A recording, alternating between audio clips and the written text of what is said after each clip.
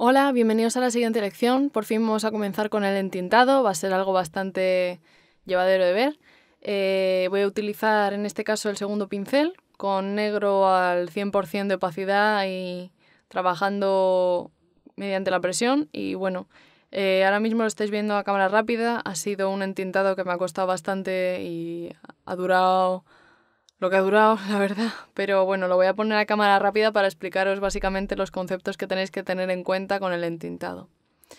Para empezar, los entintados pueden tener diferentes tonalidades, pero en el caso en concreto en el que yo estoy trabajando he elegido el negro porque me parece un color bastante impactante cuando se trata de contrastar con el resto de tonos que quiero añadir más tarde. También tenéis que tener muy en cuenta si vuestro entintado va a tener una línea uniforme o va a ir variando en función de la presión que vosotros ejerzáis sobre el pincel. Si queréis un entintado que sea más uniforme, obviamente podéis utilizar otros programas, por ejemplo, programas vectoriales como Illustrator, ya que Photoshop es un programa un tanto más complejo si queréis un trazo más uniforme. Tendríais que utilizar la pluma y los píxeles, pues a lo mejor se notarían un poco más. Como veis, yo estoy utilizando ahora diferentes herramientas como pueden ser la de la elipse y la del pincel, pero bueno, no tiene mucha más complejidad. Únicamente estoy usando el negro para rellenar esas zonas que quiero que vayan de este color y de esta manera tener una base sobre la que poder trabajar en un futuro con, pues como os había dicho antes, con los colores que quiero usar. El entintado, ¿en qué consiste básicamente? En repasar las líneas previas al boceto para dejar un resultado que sea estéticamente mucho más limpio. Se le suele llamar entintado porque previamente, antes del tema del Photoshop y de todos los programas digitales, se utilizaba tinta para realizar este proceso y bueno, por lo general era negra. Es por eso que al line art se le suele aplicar este tono. De todas maneras, si vosotros quisieseis variar el tono, que es algo que voy a hacer más adelante, solo tenéis que dar a una de las funciones de Photoshop que lo que hace es bloquear el trazo que tú has hecho. Por lo tanto, puedes colorear única y exclusivamente el trazo. Es como realizar una selección de de los píxeles que haya coloreados dentro del archivo y esto te permite cambiarle el color dependiendo del pincel que utilices y el color que quieras aplicar.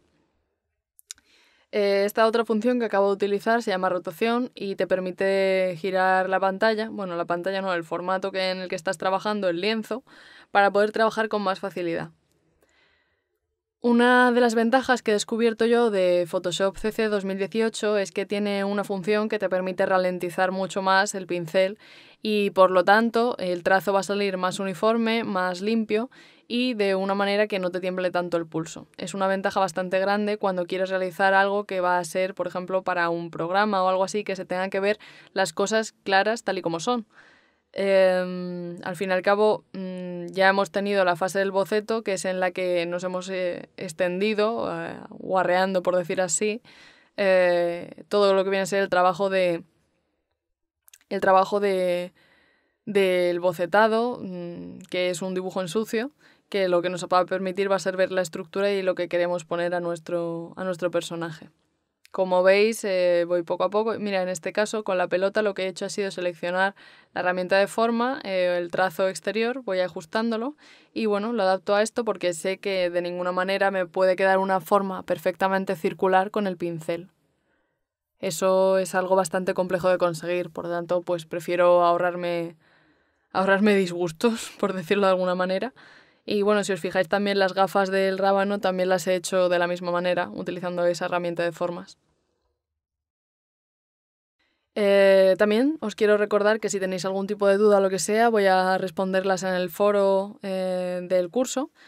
Y bueno, también deciros que hay diferentes tipos de entintados. Yo, por ejemplo, estoy utilizando este pincel y también puede variar mucho cómo te queda el resultado final dependiendo de la herramienta que estéis utilizando. Hay pinceles que son específicamente para entintados y hay otros que puede que no sean tan, ¿cómo decirlo?, que no sean tan prácticos a la hora de realizarlo porque te pueden dejar o bien texturas o una opacidad demasiado baja y bueno, si en el caso este nos está interesando más que se vea el negro completamente y que en función de la presión varíe el grosor del trazo.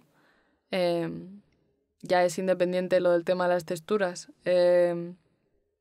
Dentro del lineado nos podemos encontrar que, bueno, cada uno tiene su manera de realizarlo. Yo particularmente prefiero un trazo más limpio, pero obviamente podéis ir practicando un poco con otros dibujos que tengáis vosotros bocetados, porque en el Photoshop también cuesta bastante el tema de adaptarse a la tableta y todo eso. Esto también se puede repetir de manera manual, porque, bueno, hay herramientas que también nos permiten hacerlo tradicionalmente, como vienen a ser rotuladores negros o algún tipo de pluma. La tinta china también sirve mucho en estos casos para entintar, valga la redundancia. ¡Ay, Dios mío!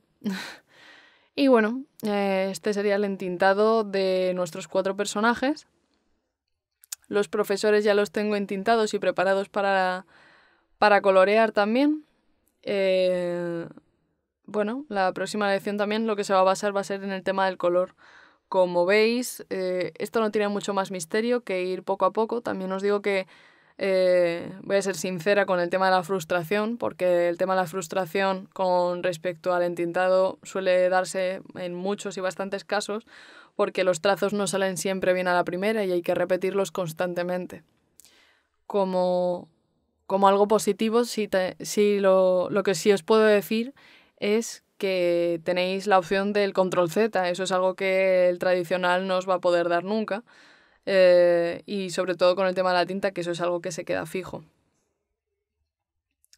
Bueno, en este último caso, como veis aquí, lo que voy a hacer va a ser dedicarme a entintar una, y ese resultado lo que voy a hacer va a ser copiarlo y pegarlo para luego transformarlo y reflejarlo, y de esta manera tener las 2 cerezas con la misma apariencia. Luego a la segunda cereza lo que voy a hacer va a ser cambiarle ciertas cosas para que parezca que son 2 personajes ligeramente más diferentes. Tal y como veis en la imagen, una está sonriendo, la otra tiene la boca cerrada, una tiene las pestañas hacia arriba, la otra hacia abajo, en fin. Que se vea cierto parentesco. Y bueno, aquí tenemos lo que acabo de comentar. Y en fin, lo que creo que es que voy a dejar ciertas partes de los personajes sin entintar, como por ejemplo los pompones, o como por ejemplo también el pelo o la parte superior de la flor del brócoli, para luego aplicarle un color de una manera más personal, más práctica. Y bueno, esto sería todo por esta lección. Nos vemos en la próxima.